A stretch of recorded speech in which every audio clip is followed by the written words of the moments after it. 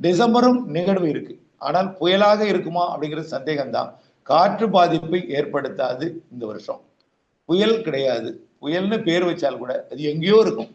இப்ப பாருங்க, புயல் இலங்கைக்கு தான் பாதிப்பு. நமக்கு புயல் வந்துச்சு, மிரட்டல் அப்படியே போயிடுச்சு. ஏற்கனவே சென்னியார் ஒரு ஒரு 15 நாளா பேசினோம். சென்னியார் இங்க வரல, உருவானிச்சு மியான்மருக்கு அப்படியே அந்த பக்கம், அதாவது மலேசியா மற்றும் இந்தோனேஷியா இடைப்பட்ட பகுதியில் உருவாகி அப்படியே போயிடுச்சு. அது இப்படி மிரட்டல் தான் நிறைய இருக்கும். ஆனால் நிறைய மழை தரும். டிசம்பர்ல காற்றழுத்த தாழ்வு பகுதிகள், மண்டலங்கள், தீவிர தாழ்வு பகுதி எல்லாம் இருக்கிறது. அதுவே அது டிசம்பர்ல கிட்டத்தட்ட ஒரு 4-5 இருக்கு சிஸ்டம். அது பெரிய சிஸ்டம் இல்லாம நிறைய மழை தரக்கூடிய சிஸ்டம். அதே போல ஜனவரிலையும் இந்த வருஷம் பருவமழை இருக்கு. கண்டிப்பா சென்னைக்கும் அது கொடுக்கும். சென்னைக்கு கண்டிப்பா நல்ல மழைப்பொழிவு இதுவும் கொடுக்கும். இது யூ டர்ன் போட்டு திரும்பி வந்து அப்பையும் கொடுக்கும். 2ஆம் தேதி 3ஆம் தேதி கொஞ்சம் மழைப்பொழிவு கொடுக்கும்.